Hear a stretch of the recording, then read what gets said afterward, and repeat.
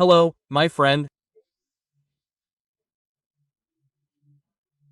It's time for us to meet this Thursday, November 7th, Radio Broadcasters Day, because that was the day Ari Barroso was born, who made excellent talk shows, who broadcast soccer. He was the only one who openly supported a team, right? And he was a great composer of the second Brazilian anthem, Aquarela do Brasil, right?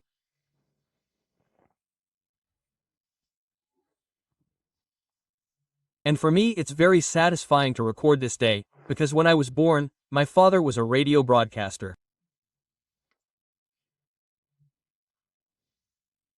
Well, he had a loudspeaker service, there was no radio yet. Later he went into radio.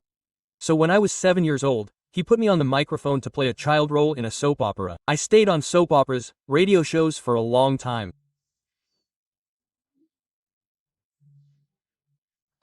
It was my first paid job when I was 16, 17 as a radio announcer, advertising copywriter, program producer and news editor and producer.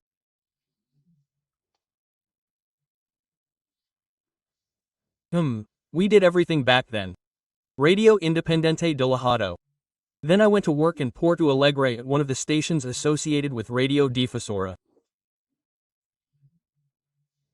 My father had audience programs, broadcast soccer games, organized soccer games and also worked as a radio advertiser. Those were times when you could do anything, right? Glorious and heroic times for radio, times of Ariba Barrosa. My hug to all who follow me on the radio. I've been on more than 200 stations.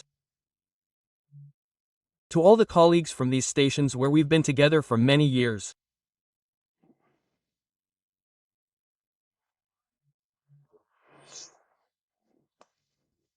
And in 1896, if I'm not mistaken, yes, a sad day for Brazil and the Brazilian army, the attack on the village of Canudos in Bahia began, as if Antonio Conselheiro were a great danger to the Brazilian Republic, the young Brazilian Republic.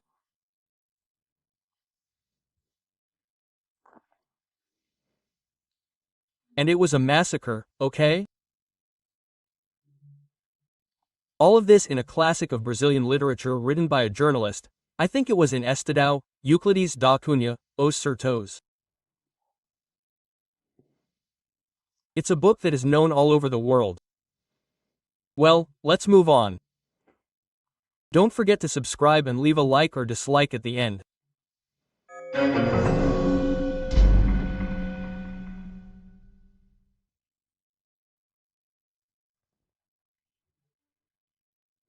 We wonder when people start talking about the presidential or gubernatorial or mayoral succession, when the executive branch's term hasn't even reached halfway through, it gets weird.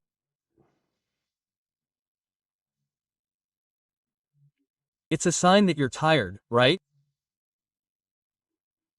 Here in Brasilia, where I've been for almost half a century, people say that the day that starts, when the janitor doesn't bring the coffee, is because the president's term of office has already ended, right?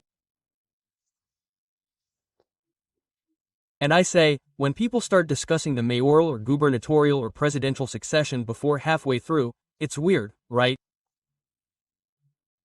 It's a sign. I'm saying this because today, 2 days after the Liberal Party announced Bolsonaro as its presidential candidate, the União Brasil confirmed the name of the governor of Goiás, Ronaldo Caiado, as its candidate as well, right? We even start thinking, are we going to divide the right wing for the left wing's Gaudio, right?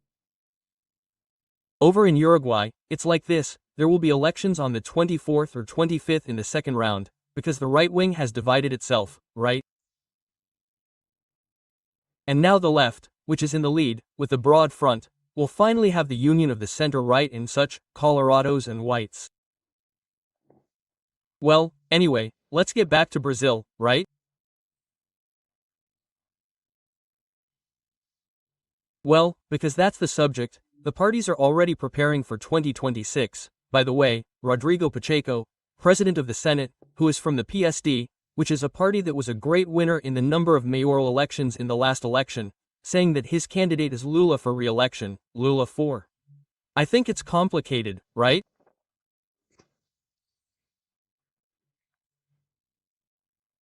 Because after that fall in the bathroom, saying that he was taking a shower on the stool, sitting on the stool, he fell backwards.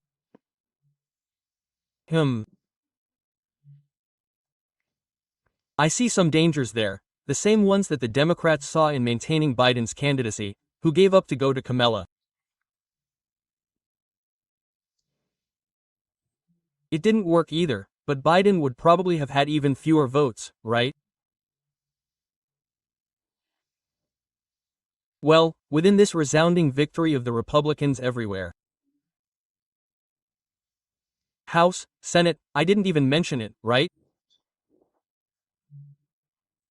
In the Supreme Court, I would say that it is 6-3 for the conservatives as well, and it is also the majority of governors, right?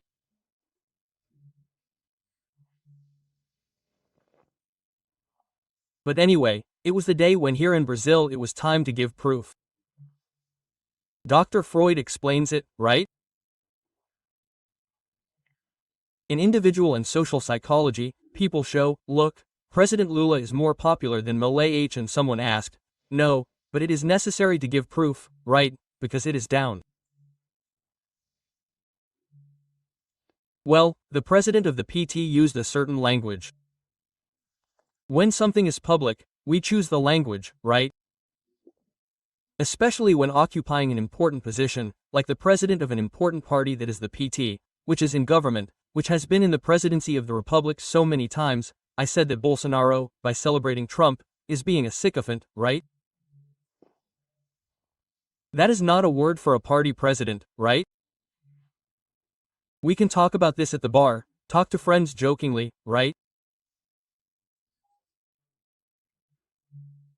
Yesterday a friend on the phone made a joke about a person honored on our friendship day using that term.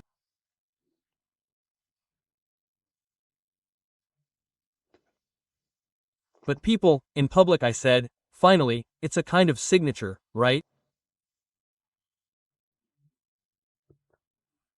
Well, amnesty never.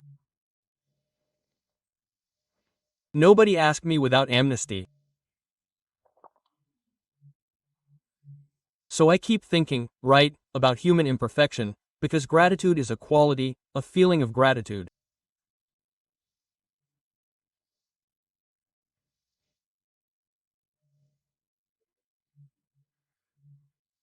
And I followed all the conversations, the agreements, so that there would be peace and amnesty for everyone who participated in this urban revolutionary war, the internal Brazilian war.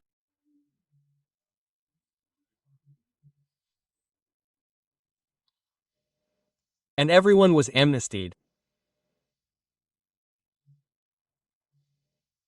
And most of the left that threw bombs, kidnapped, hijacked planes, took hostages, threw car bombs at barracks, jumped banks.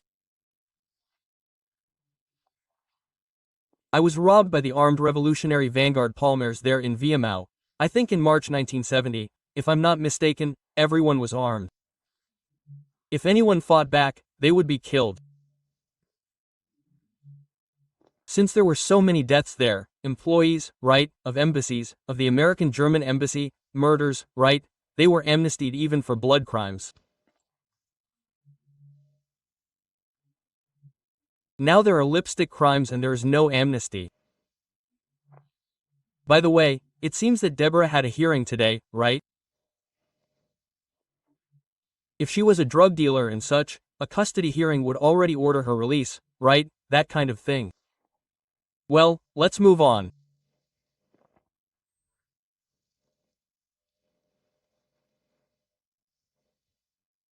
Yesterday I talked about the possibility of Bolsonaro going to Trump's inauguration.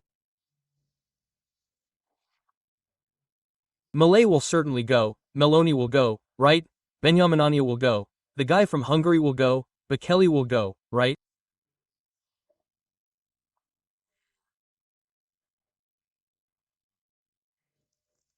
Well, I even wrote an article for Oeste magazine today saying, let's call Bekele to resolve our public security, because crime has been right in front of us for decades and we just comfortably watch the discomfort that this has already caused, right?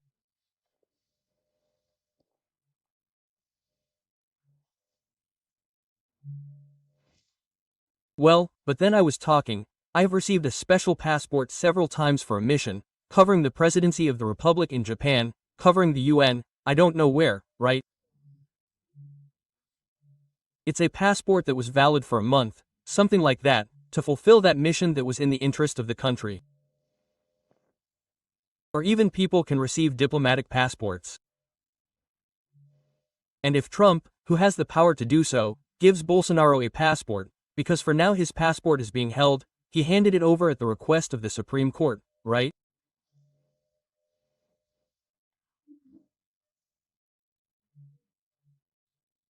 And if the President of the United States wants to invite a former president of a friendly country, a first-rate ally, right? The first country to recognize Brazil, Brazil's independence, those things, right? The United States.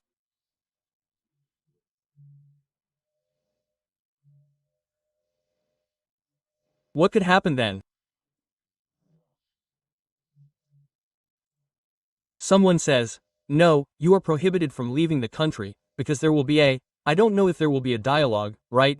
But it is an issue to consider and give it some time until then.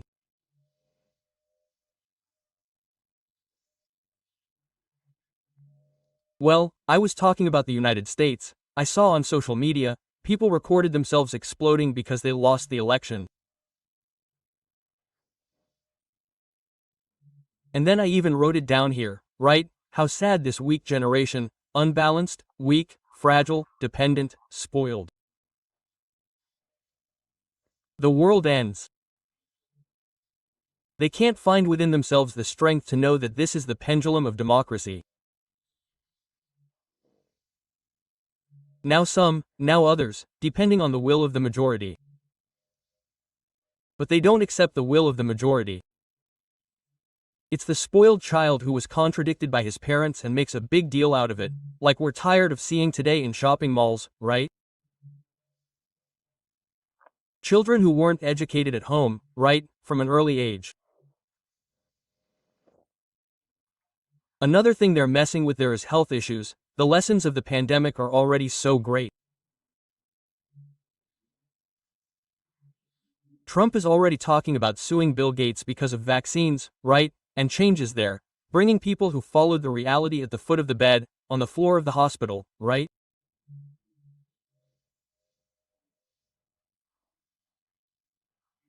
Well, this science is everyday science, where people learn from the patient, from the treatment, right? This is science too. Studies that were hidden are now appearing. Today I read an extensive study on chloroquine, it's appearing now. It was already ready before, but it was hidden, right? So, these things. Well, and another incredible thing, today a jurist called me, a public speech in the United States withdrawing the accusations against Trump. Wow! This is a confession of frivolity, of use for political purposes. How does this testify against an institution? How dangerous? I'm saying this because I know that here in Brazil this also exists. The politicization of institutions that should be impartial, should be on the side of the law and only the law, right? Of a judge who gives interviews, goes to debate programs, right?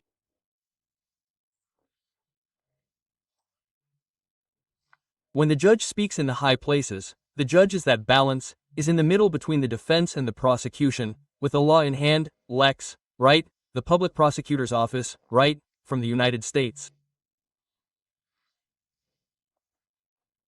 And here I see, right? Well, there's another thing, just to finish, California was famous, right, for petty thefts, nobody does anything. They're repealing that law. In other words, the election was enough, nothing has changed yet, but people said, didn't we go overboard? It's because of the insecurity. The guy goes into the drugstore, the pharmacy, the supermarket, the store and starts taking things. They're small things, nobody can do anything, not even the security guard. Security was threatened, because now it seems that's going to change.